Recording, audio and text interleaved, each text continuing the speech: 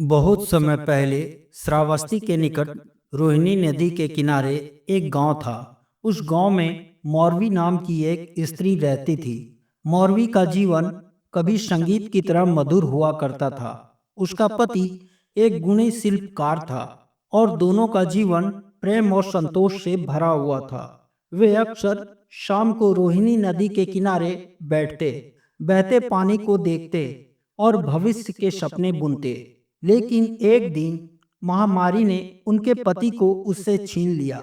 मौरवी का जीवन वहीं ठहर गया। अब वह नदी किनारे तो जाती, लेकिन बहते पानी को देखने नहीं। वह वहां उस कल को खोजने जाती थी जो बीत चुका था। वह घंटों एक ही पत्थर पर बैठी रहती और नदी से बातें करती, मानो नदी ही उसके पति का घर हो। उसके लिए समय रुक गया था। वह उन्हीं यादों को जीती, उन्हीं कपड़ों को सहेजती और हर आहट पर उम्मीद करती कि उसका पति लौट आया है। वह वर्तमान से पूरी तरह कट चुकी थी और अतीत की एक परछाई बनकर रह गई थी। उसका दुख एक गहरे ठहरे हुए तालाब के जैसा हो गया था, जिसमें कोई गति नहीं थी। उन्हीं दिनों तथागत बुद्ध अपने भिक्षु संघ के साथ श्रावस्ती के चेतवन विहार में प्रवास कर रहे थे। बुद्ध की ख्याति उनकी शांति और करुणा के लिए दूर दूर तक फैली थी। गांव वालों ने मौरवी को बहुत समझाया, मौरवी, तुम एक बार तथागत से मिलो, वे तुम्हारे दुख का निवारण अवश्य कर देंगे। मौरवी, जो अब किसी भी सलाह से चिढ़ जाती थी, बोली, कोई मेरे पति को लौटा नहीं सकता, कोई मेरे बीते हुए कल को वापस नहीं ला सकता। बुद्ध मेरे लिए क्या करेंगे? लेकिन एक दिन उसकी सहेली ने उसे समझाया, माना कि तुमने सब कुछ खो ही दिया है, एक बार उसके पास जाने में क्या हानि है। कल मैं उनके पास जा रही हूँ और तुम्हें भी साथ ले चलूंगी, मना मत करना। अगली सुबह मौरवी को उसकी सहेली अपने साथ चेतवन ले आई। बुद्ध एक वृक्ष के नीचे भिक्षुओं को उपदेश दे रहे थे। उनके चेहरे पर असीम शांति थी। मौरवी भीड़ के पीछे बैठ गई। उपदेश समाप्त होने पर बुद्ध की दृष्टि मौरवी पर पड़ी। उन्होंने उसकी आंखों में ठहरा हुआ समुद्र देख लिया था। बुद्ध ने उसे पास बुलाया। मौरवी ने रोते हुए अपनी सारी व्यथा कह सुनाई। उसने कहा, मैं उनके बिना नहीं जी सकती, मेरा सब कुछ लुट गया है, मुझे मेरा वही जीवन वापस चाहिए। मैं उस याद के बिना एक पल भी सांस नहीं ले सकती। बुद्ध ने शांति से उसकी पूरी बात सुनी। उन्होंने मुस्कुराते हुए कहा, मौरवी, तुम्हारा दुख वास्तविक है, लेकिन इसका समाधान भी है। क्या तुम मेरे लिए एक काम करोगी? मौरवी ने आशा से उनकी नजरों को देखा। बुद्ध ने कहा, कल सूर्योदय के समय मुझे रोहिणी नदी के उसी घाट पर मिलो जहां तुम रोज बैठती हो। अगली सुबह मौरवी समय पर पहुंच गए। बुद्ध पहले से ही वहां थे, शांत भाव से नदी की प्रवाह को देख रहे थे। मौरवी, बुद्ध ने कहा, नदी में जाओ और अपने दोनों हाथ जल से भर लो। मौरवी ने वैसा ही किया। वह घुटनों तक पानी में गई और अंजलि में जल भर लिया। बुद्ध ने कहा, अब इस जल को ध्यान से देखो, यह जल पवित्र है।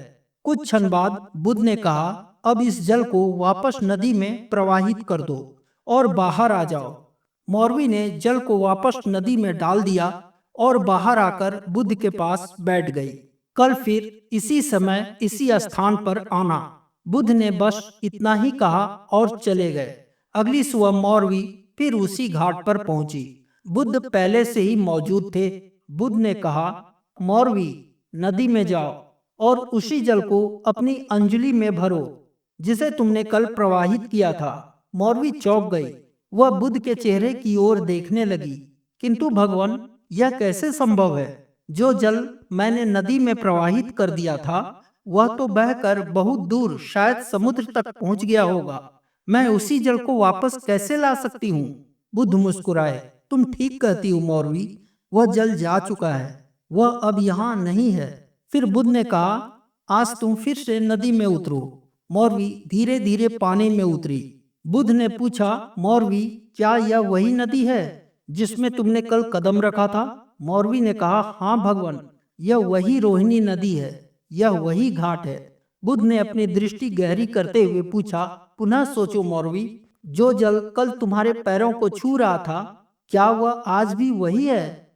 जो लहरें कल किनारे से टकरा रही थी, क्या वे आज भी वही हैं? कल से आज तक यह नदी हजारों घड़े पानी समुद्र को सौंप चुकी है। यह नदी हर पल हर क्षण बदल रही है। यह दिखती वही है, पर यह वही नहीं है।